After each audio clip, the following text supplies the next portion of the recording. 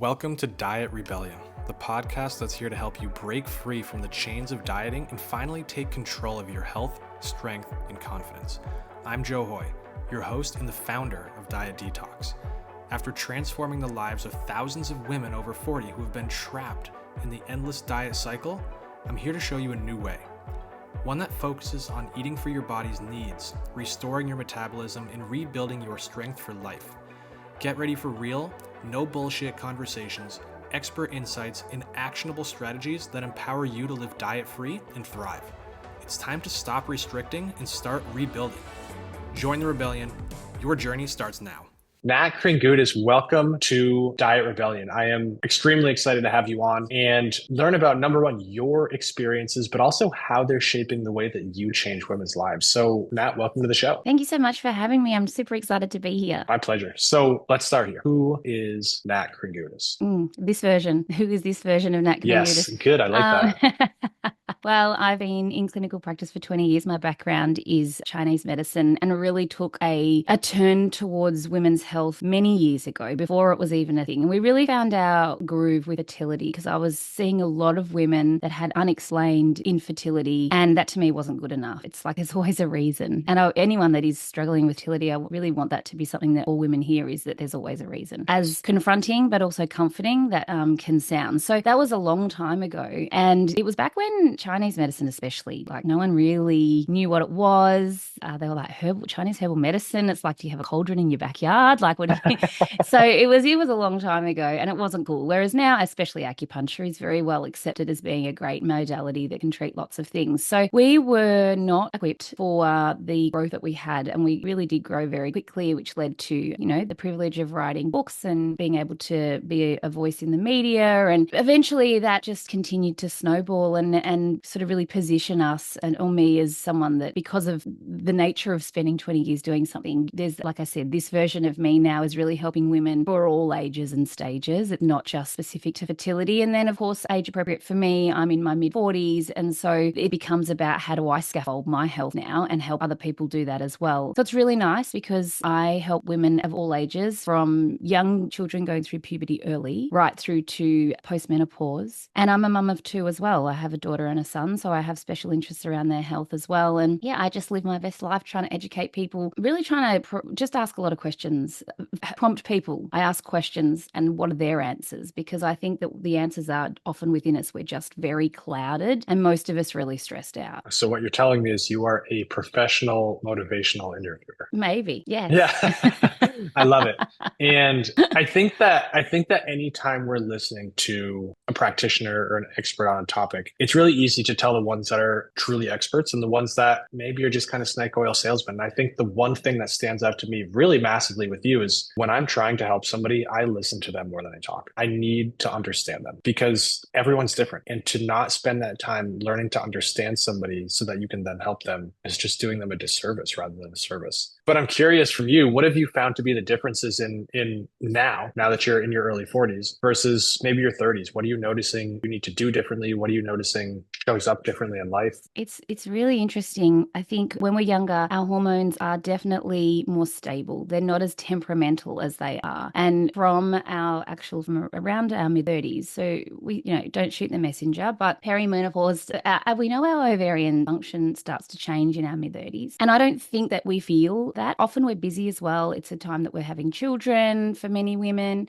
So you don't really notice. But definitely as that noise calms down, as you find your groove being a mum and you kind of figure out how to integrate that with your career, you start to feel the fluctuations. And I like to say that they're little fluctuations and they're normal and they're supposed to exist. But what it means is we have to do more frequent check-ins with ourselves. We have to actually course correct more often. And you can't necessarily do that when you're really busy either. You can't hear that. So it is really about reflection, looking at data. I absolutely love to track things nowadays. If you had asked me 15 years ago if I was tracking tracking yes, my cycle, but I wasn't tracking anything else. Now we've got wearables that we can track things. And I actually think that that's probably one of the best things, having that data over a period of time. I can look back and see where things have changed with data. And I think that's really important. And I can do things to scaffold around that so that I feel my best. And it is interesting. I have to say, when I am not looking after myself, I can have days. I'm a very generally upbeat, positive person, but I can say that I've had 2 standout days, which some people are like, oh, you poor thing, but 2 really stand out. Like, what is this? This is my life now. This does not feel good. And knowing that it will pass is part of the strategy. But I think it's the course correction and the constant adjustments based on observations that I see throughout how I feel, what the data tells me, where I am in my cycle, my training, my nutrition, like all of those things. And it's also nice as we get older and our children grow, I think, because obviously for a lot of women who've had children, that's a big part of their life and it takes up a big part of their life. I can do that now because I have more time to do that because my children don't need me to change their nappy or feed them. They're old enough to stay at home in the morning when I go to the gym. I've got a lot more flexibility now, but I think that's important that we use that time wisely. I'm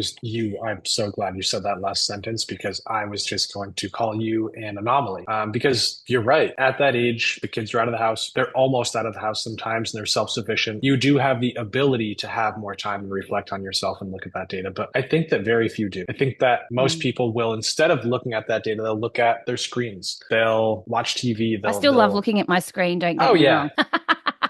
Yeah, for sure. We're not getting rid of that. We're just doing it a little less, looking at data more. But I think that you're the anomaly. What made you realize you do need to slow down and look at this? I think firstly, it's how you feel in your body. You're used to feeling a certain way.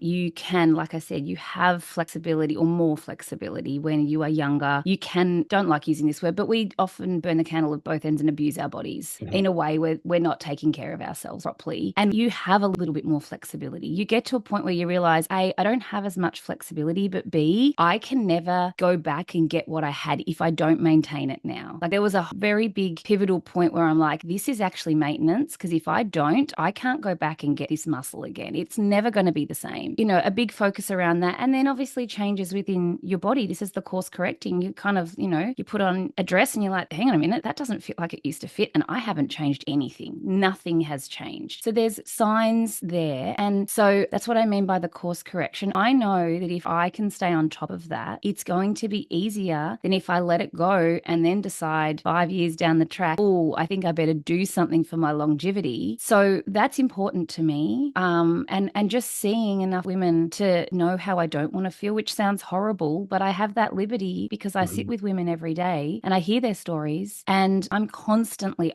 we don't have all the answers in this area of health. We're the first generation to realize that this is not just your life now, that there are things that you can do. We are the first generation that have some answers. But I was speaking to a lovely woman who is maybe 15, 20 years older than me. She's trained with us at gym. And she said, I never had any of this information, Nat. Like, I wish I had this information. I had to try and figure it out for myself. People thought I was crazy. I mean, she's still going to the gym. She's like so fabulously fit, and probably nearing 70. And she was like, I had to do that. The other thing that as we get older and our injuries it's easier to get injured. I've just dealt with a shoulder injury that's taken so long to recover. But also, again, if I don't nurture things and recover properly, then that could be a lifetime if I don't rehab things properly, that's a lifetime of problems. So I realize all those things and I don't want to play catch up. It sounds really hard to play catch up. So I just want to stay on the forefront of it. And I'm still learning as I go too, don't get me wrong, but I do have enough answers that I can apply things and I can see what makes me really, at the end of the day, how do I feel? That's what I care about the most. How do I feel?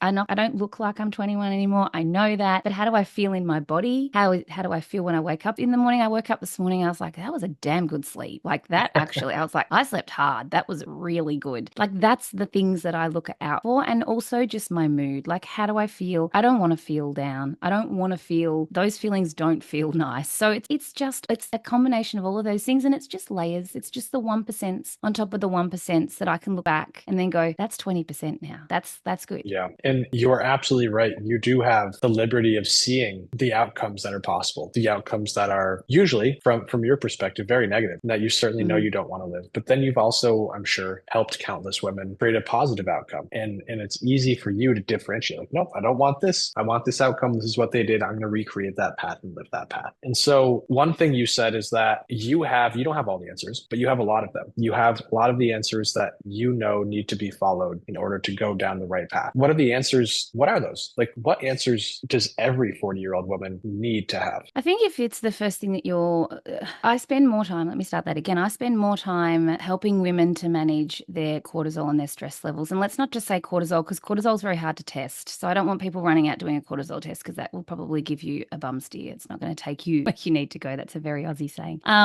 But I do spend more time correcting or helping to create awareness and strategies around stress management than I do balancing their hormones, because their hormones will react to the stress. And so, like I said, we see these little fluctuations and a very slow decline in ovarian function and hormones over the course of around 20 years. And what makes them even more temperamental is our stress hormones. So instead of little fluctuations and a slow decline, we see big fluctuations in response to stress, and that feels awful. Then couple that with where you are in your menstrual cycle. If you're still menstruating, that can be amplified even again, because if there's not enough hormones, then you can feel a certain way. If there's too much of certain hormones, which is probably the epidemic that I see as a result of modern living, stress being one of the reasons we see women having too much estrogen, that feels awful. So stress management is probably the first thing. And most of us are unconscious about how or when we're stressed. We might know that there's bad news. Let's say we've got a loved one we found out has got a diagnosis. That warrants stress. But then we start to choose stress in every other decision that we make. It spills into sleep. It spills into nutrition choices. It spills into lots of things. And before you know it, you're really stressed, but you're not aware. So you're unconsciously stressed. Even though if someone asks you, the number one answer women will say to me when I ask them, how stressed are you? Because it's a hard thing to answer. You've got nothing to compare it to. They'll say, I cope fine. I was like, that's not what I asked. It's not about coping. It's how stressed are you? If we were to be really honest right now, how stressed are you? And more often than not, it's not actually it's not warranted stress. It's choice. And we're constantly choosing it to get a job done. And what happens if we could actually flip that around, start to become aware in our bodies, how we're feeling. And it's just, all it is a mental check-in every so often, every few hours. It's when you notice that you've taken a big sigh. It's when you go, oh my gosh, my shoulders are up around my ears. You're like this, And so it's getting that awareness first and foremost, then we can do something with it. But if we're not consciously stressed, we cannot do anything with that. Now, often women will know when it's spilled into sleep, because they either can't fall asleep or can't stay asleep. That's what I would tackle first, because nothing good comes of not sleeping. You don't repair properly overnight. You don't detoxify your hormones properly. Like, there's a lot of reasons why that should be a priority. And then teaching women strategies around stress, getting aware of that, and then having them, this sounds a bit woo, but having women really check in and talk to their bodies. Your bodies really give you feedback when you ask them for it. We've just never really been told to do that. And so they seem to be the most effective and profound things when women go away and they do the things that we might plan for them. And they come back and I say, okay, what's helped you? And women will say, talking to my body really helped, and becoming conscious of my stress. That's really helped. And then once someone's conscious, I can give them further strategies. It's just a matter of, okay, first of all, checking in, you know what, Nat, yes, you're feeling really overwhelmed. I think a lot of women can identify overwhelmed, feeling really overwhelmed. Oh, that's cute. I always say to myself, this is a mental chat. This is a talking to Nat chat. That's cute, Nat. Like, is it warranted? Is it warranted? Is this a warranted stress? You know what? It's actually not. It's just a to-do list at this point in time. Go away, write it down, take it out of your head, and then you don't have to worry about forgetting about it. You don't have to worry about being stressed out about it. I think that's very important. The other important thing for women also is we're not men, surprise. And so being able to regulate cortisol properly through how you also exercise according to your menstrual cycle becomes really important as well. And not everybody's menstruating, and not everyone's menstruating regularly. So that's the other challenge for women, is that their cycles become become somewhat irregular. And the trick is to try and keep them as regular as possible for as long as possible without problems. But signs and symptoms always give us the clues to guess. So we never actually really have, it's just about sitting, to your point, and listening. And then the listening for me allows me to work out what a treatment plan is for somebody. And less is more. It's actually the least amount of things I can get someone to do that moves the needle the most. More becomes overwhelming. We're already busy, we're already stressed. I don't need to add more stress to an already stressed situation. So how can I undo some of that stress, flick off some of those switches? And it's all guided by symptoms at this point in time, because not even hormone testing can give us, it'll give us an indication, but it's only a snapshot of a window in time. And our hormones, again, they're temperamental. So that what they are today, they could be completely different tomorrow. And so it really is, again, it's that observation as well over time. Yeah, I love that. It's less truly is more in most aspects of life. And the thing that I'm seeing is that stress comes down to so many negative things that we will experience in our body, in our health, in our life, in our mind. And in reality, it should be the easiest thing for us to deal with, because when we're stressed, we need to slow down and we need to do less. But I think in 2025, it just becomes increasingly difficult, right? We get more added onto our plate, more expectations, more screen time, more everything. And so slowing down becomes more difficult. What's the first step that you would tell somebody to start with? Like I said, firstly, let's get conscious and check in. And if you're not good at checking in, put a reminder in your phone for mid-morning and mid-afternoon. You know, how you're feeling. The second thing I've always said is to, obviously, it's not revolutionary, but to get out in nature and go for a walk. I heard something the other day that I was like, this makes so much sense. But when you can get out for a walk in an open space and you can see the horizon, what that does with your brain and regulating your nervous system, I'm like, if we all just did that once a day, if not once a day, every other day, then that would be pretty profound. We don't even get out and help ourselves regulate our nervous system. So how are you regulating that? So again, these things are not expensive. They take time, but it's also what would be the expense to that if you didn't make the time to do it. That's how I see it, because some people are like, I'm so busy, I don't have time. But I mean, there's so many things you could do when you're walking. I don't recommend that you do that. I think you should just actually walk and be with nature. But anyway, if you need to take a call or whatever, but I think that if we started to do that, and then also, like I said, prioritizing sleep, that actually needs to be right up the top. There's nothing that you can do to out supplement sleep. You can't get it anywhere. You can't do anything to make up for it. There's no bank for it. Like, you have to actually do it. There's nothing other than time spent doing it. And it's definitely true that the hours before midnight are more valuable than the hours after midnight. So I think the other thing that we do incorrectly, and I'm guilty of this too, is we sleep too late, and then we've missed out on the benefits of sleeping earlier. And especially from a Chinese medicine sense, we make blood in that window around 10, just after 10. So between 10 and 12 p.m. Is a really valuable time to be sleeping, especially for women. It helps very much regulate hormones as well. So getting to bed earlier might be the solution. Some people don't sleep because, again, they're wired, they're not tired, their cortisol's high, their melatonin's not coming up. This is another reason why getting out for a walk after dinner can help to regulate that, because the sun is setting. The light from the sun is different. It's going to help to encourage melatonin release. Everything we need is like right there. We've just got to figure out how to tap into it. It's not taking another supplement. Although, don't get me wrong, supplements can be really useful, and magnesium is one thing that I would say for women who are having trouble sleeping, and men, that's an excellent thing to supplement. We definitely don't get enough from food, and I absolutely am a believer that food is medicine. And if we're eating the wrong foods, it can mean we have an awful sleep. Again, as our hormones become more temperamental, we can have higher temperatures, we can have hot flushes, and no one's sleeping whilst they're sweating. That's just not a good scenario. So being very mindful about that meal before bed and making sure there's enough time before, I highly recommend that you eat by 7 at the latest. You clean up, you go for a walk, you've got 2 or 3 hours before you sleep, and that you're making sure that meal is protein forward. They're the things that we know. Less grains can be very problematic in terms of contributing to night sweats, especially in the second phase of the cycle. So there's lots of these just little hacks. It's not everyone's eating. Well, I hope they are. Everyone's sleeping. It's just, how do we scaffold around that so that we can optimize it? And there are nights that it's not great, and there are nights that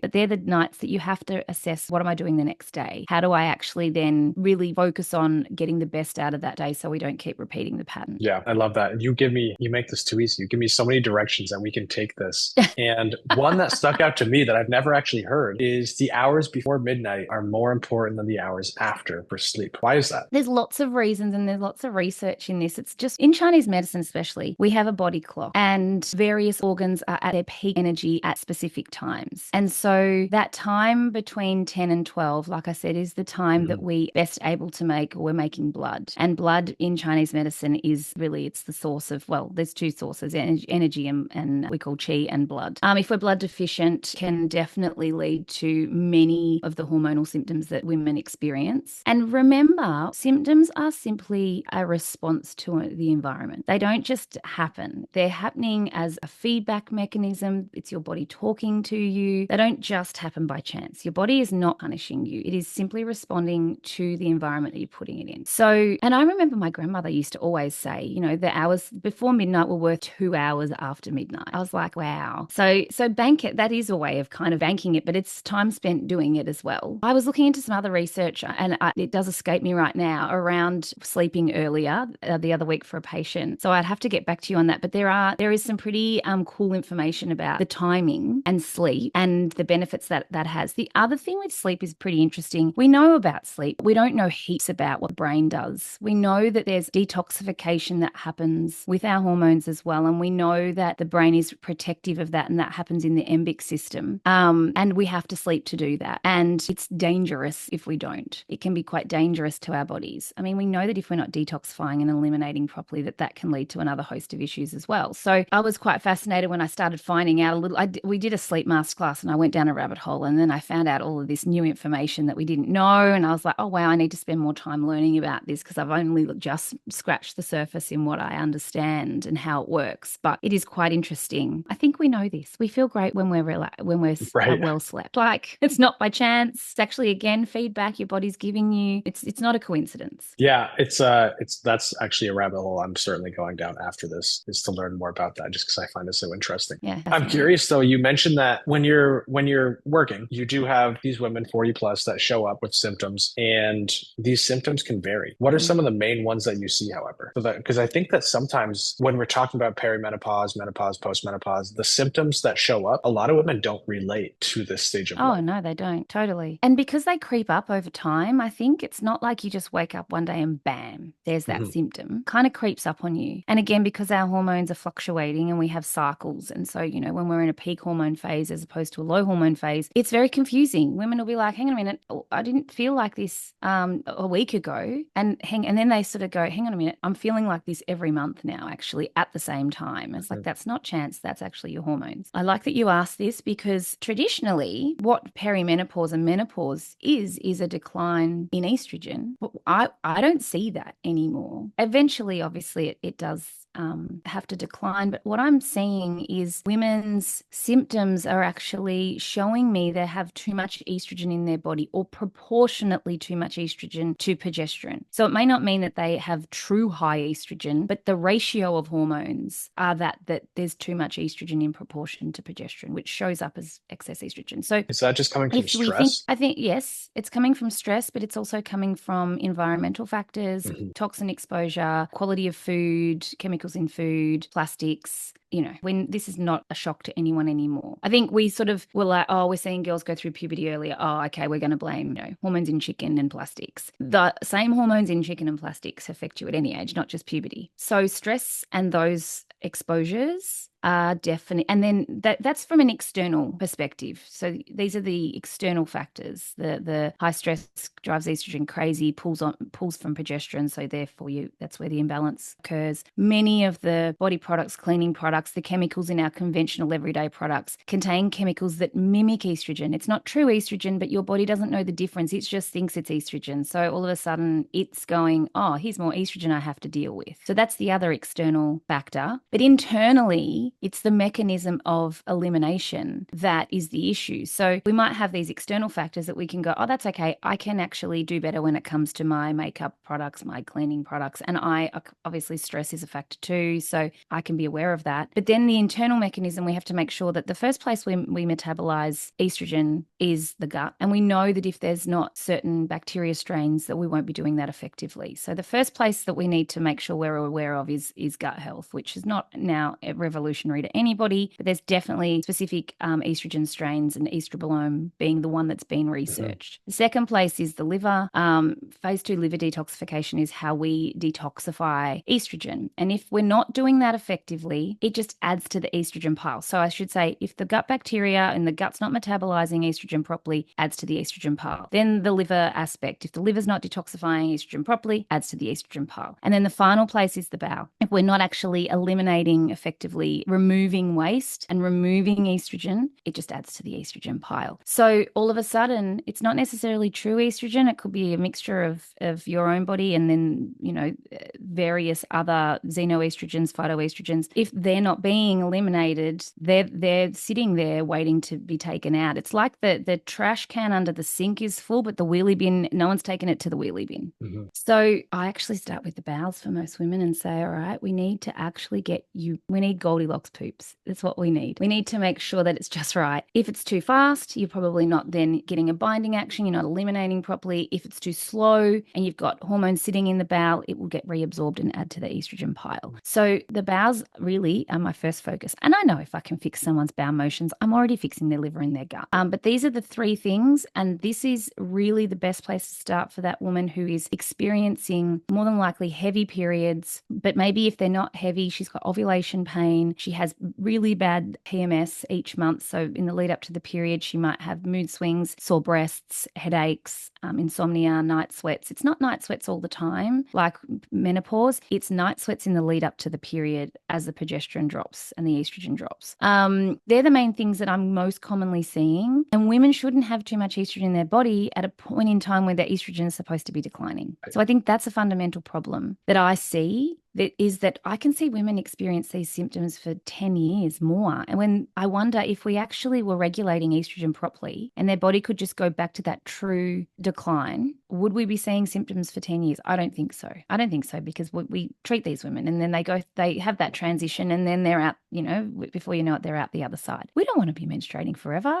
I kind of look forward to that day. There are protective benefits to having hormones. We're definitely at a time where there's a lot of people talking about hormone replacement therapy, as there are many drugs that are available. And I think these are great tools, but I don't believe that a lot of it's holding on to using it to replace hormones. And to me, I want to get you back to your true state and then see what's left. So that was just going to be my next question. Right. Is we hear HRT left and right every day, especially on this podcast and in the circles that you and I are in. But if estrogen is naturally supposed to be declining, where does HRT come into the conversation? This is the question I ask myself every day, and I don't have a good answer at this point in time, because I really struggle. I really struggle with the replacement side of it. But then I'm not 60 and I don't know what my bones are doing. But I really believe that our bodies are very wise. They know what they're doing. And so I don't want to say never, right? But what I always want to say to women is I want women on the lowest to no dose of any medication without symptoms. That's always an aim, right? If a patient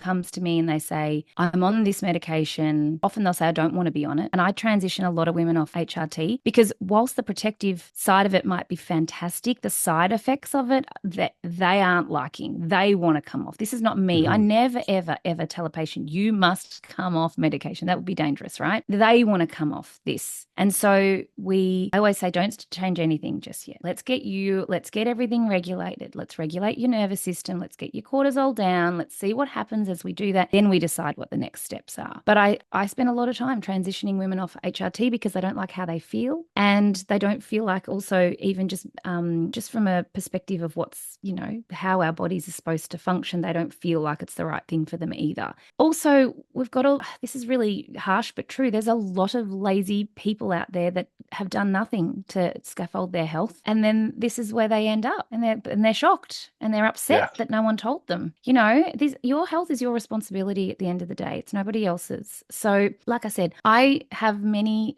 it depends which way the wind's blowing as to what I think about HRT. but I personally I would like to see what my body's capable of. And I know it's going to change, and I know I'm probably going to get more wrinkles, and I know I'm probably going to have like my skin's not going to be as elastic, but there are some pretty amazing doctors in their late 50s, early 60s that are doing some incredible things. And I'm watching closely. I really look at the old grandma down the street that passed away at 100. Like, she never used HRT. So I think it can be a good tool for people. And I think it might be a means for that person that is all of a sudden late 40s going, I have not looked after myself. Oh my gosh, I feel horrendous. Maybe it's a stepping stone, but is it a long-term solution? I don't know. I hope not for me anyway. Yeah, I love it. What I'm hearing is that right now you're sharing the best information you have with what you know, what you've learned, what you've experienced. But who knows? Like, maybe there will be an evolution. And if there is, that's okay. Our job is to evolve and to share more. I also thank you for doing this, calling people out on not just taking care of their body, right? Like, the problems you're facing now didn't come from yesterday. They came from what you've done from the past 5, 10, 15, 20 years, right? I think oftentimes HRT is thrown into that exact same conversation of, hey, I'm experiencing these things right now. I've treated my body like shit for the past 20 years.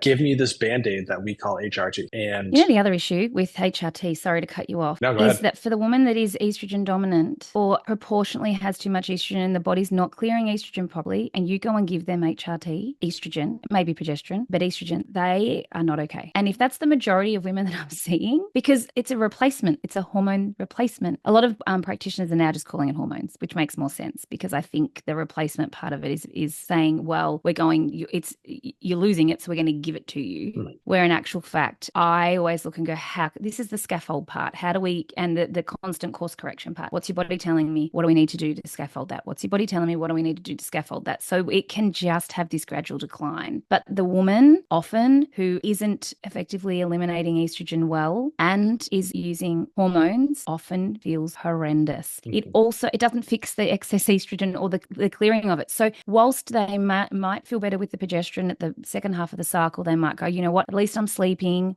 I'm not going to argue. I'm sleeping. I don't feel my moods are as unstable, but I'm still gaining weight and I still don't feel healthy in myself. And if you're menstruating, my periods are heavy. So it's still we can't outrun the lifestyle part of it. It is the most important part of this. And then if you need to use any type of supplementation on top of that, that's a bonus, but it should be seen as far as I'm concerned, it's a short-term thing. Let's not also, the most important thing also, I think, is to hold on to gut integrity, gut health, and any medication robs us somewhat of that. So this is what I mean. Like, I don't think we have all the answers here yet. Will we ever? I don't know. Maybe not in my lifetime anyway. It's going to be a while. We're getting there. We're certainly making strides, especially in this conversation we're having today. But gosh, I love it. I love your take on HRT, right? Because I think most people, they're just pushing it out like M&Ms or Skittles or something. Yeah, I listened to a great episode with Dr. Stacey Sims yesterday, and she was talking about this, and I was like, oh, thank goodness, someone that's actually speaking my language. Like, I'm a very logical person. I need it to make sense. I need everything to make sense, which in this world it makes it sound like you're being rebellious. It makes it sound like, how dare you question this? This is just what it is. It's like, hang on, it needs to make sense for me to be able to logically compute this and then relay that information. And she was saying the exact same thing about HRT and how we're supposed to see our hormones decline. Our job is to support our bodies through that. And is HRT